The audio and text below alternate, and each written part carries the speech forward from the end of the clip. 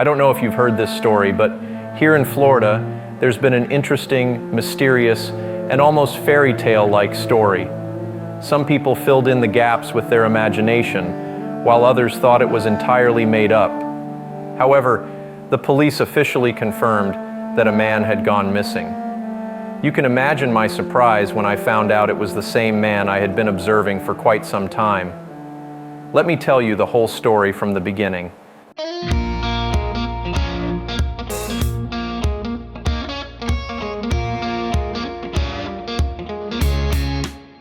It all started with a woman who, just before Christmas, began frequenting a pond, a natural spring not far from my house. My neighbors and I often went there to cool off, especially since there's a kayak rental nearby. They make sure to keep an eye out for alligators, ensuring none wander into the pond. Everyone knows the place is safe. Now, I can't call myself a great swimmer. In this footage, you can see my hands shaking and my clumsy handling of the camera. This woman swam past me, and I didn't notice anything unusual. She was swimming, and that's it. Sure, she was beautiful, but nothing seemed out of the ordinary. I politely introduced myself above water. I don't even remember what I asked her. And as I started putting on my diving mask, she panicked and quickly swam away.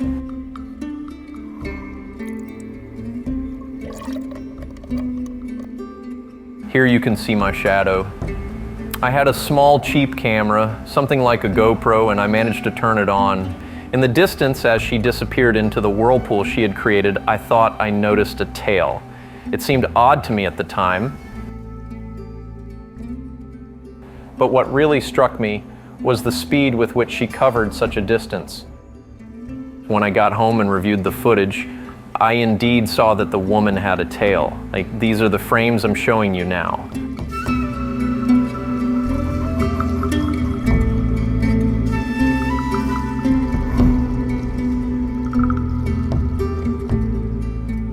That's why I started visiting the pond more often, hoping to capture more footage on a hidden camera. I strapped the camera under my arm, as it's the least noticeable spot underwater. Every time this stunning woman appeared, she was incredibly polite to me. Each time she swam closer and closer, and every time she'd send those underwater air kisses my way. But each time she'd quickly dive down, as if she sensed there was something unusual about me, something unknown to her. She seemed curious about my camera. To outsmart her, I started coming to the pond with a small pouch under my arm filled with simple breadcrumbs. I told her I was feeding the little fish there. Soon, she stopped being interested in what I was bringing to the pond and just swam around, as I didn't reciprocate her playful air kisses. Truth be told, I was a little wary of her. I couldn't quite tell if it was just a vague sense of fear or if there was something real to it, but every time she swam closer, the water seemed to grow colder.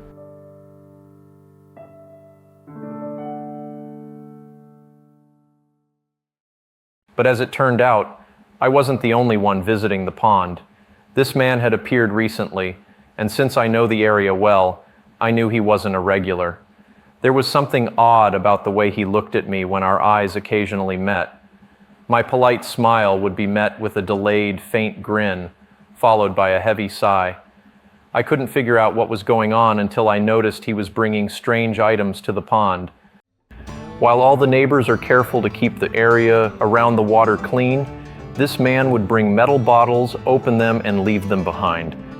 Undoubtedly, he saw me near her and was clearly jealous. I decided to attach a camera to the back of my diving mask. Thanks to my long hair, it stayed slightly hidden, and the wide straps helped conceal it, acting as a sort of attachment. When he came to the shore, I pretended to practice holding my breath or simply stared downward into the water through my mask, fully turning away from him so the camera could capture his odd behavior. It turned out he wasn't just bringing drinks.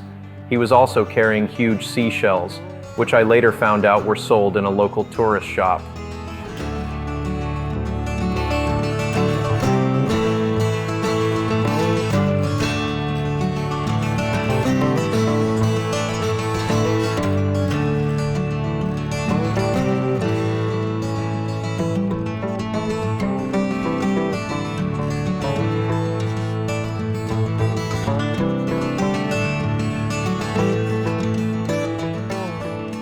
He even brought flowers. The camera couldn't capture everything, but the mystery deepened. I kept recording.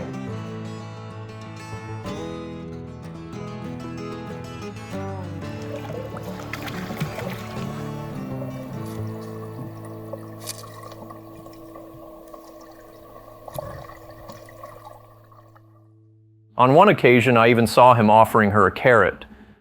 The mystery deepened.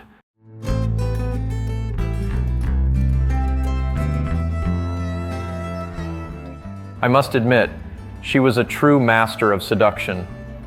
Eventually, I succumbed to her mesmerizing movements. She began to entice me with the flowers gifted to her by that man. Then, as if drawing me deeper into her world, she would touch herself gently, exuding tenderness, and eventually turned her attention to me. I became a captive of her enchanting gaze. To put it simply, everything unfolded just as I described, and we all grew accustomed to each other's presence. I continued my visits to feed the fish, while the man would come to feed the mermaid. At home, I secretly reviewed the recordings of their relationship. By then, the man was no longer just lingering on the shore. He had ventured into the water, savoring every moment in her company. She played coy with him, flirted, and allowed herself to be spoiled with gifts, yet she remained elusive, always out of reach of his kisses. Of course, she was delighted with his gifts. Flowers like those don't grow underwater, and any girl would appreciate them, this one especially. After all, she has a red tail, and that bouquet matched it perfectly. Well, man, you've won her heart.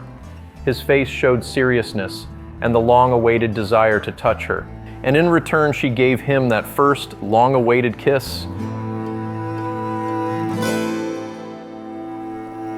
It was their first moment like this, one I managed to capture on camera. I'm happy for this guy, but honestly, such beauty is rare to find on the surface.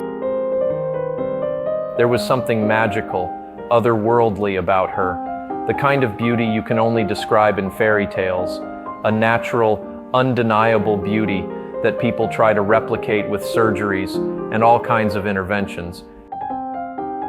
But here she was, a true gift of nature, a mysterious creation.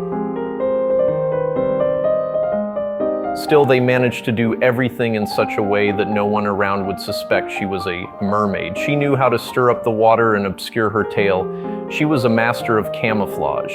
Meanwhile, I kept using my camera strapped to my back. Every time they glanced at me, they probably thought I didn't notice them. Please don't judge the shaky footage too harshly. It was captured with a hidden camera. These are, in fact, some of the best shots I managed to capture while risking being noticed. Time and time again, the man would dive in with a bouquet of flowers and resurface without them. There were periods when the mermaid didn't show up at all. Naturally, he searched for her tirelessly. I admired this mermaid deeply, but perhaps even more so, I admired the man. He was relentless, visiting daily, photographing her, and expressing his love in every way possible. And, well, in the end, he was the one who won her over.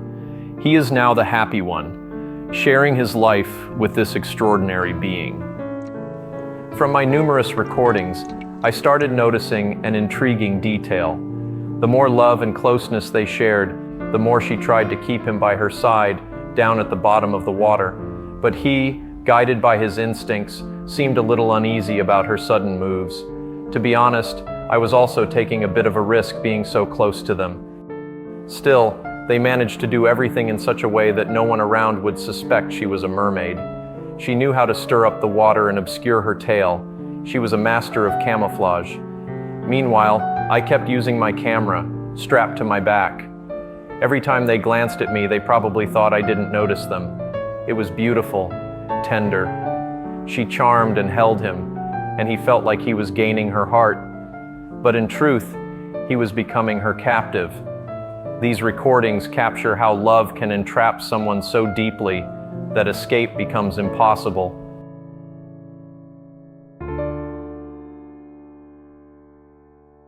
These were the last shots, I captured of the two of them together. She wanted his love so much that she did everything to keep him close. After this, he disappeared completely. The police searched for him, sending out bulletins saying he had likely gone missing after swimming in the local river. I didn't know what to do. For some time, I was in California working on commercial shoots. After all, I'm a director of feature and commercial films in my everyday life. But one day, after returning home, a guy approached me asking to shoot a simple underwater video for New Year's, something he wanted to post on social media. During the shoot, I noticed my old friend, the mermaid.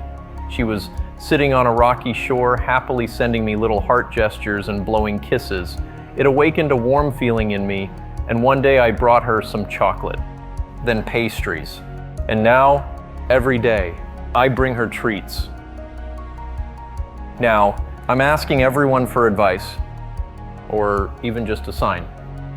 I want to believe I'm not in danger, that I'm doing something good, but tonight I'm bringing her the developed photos.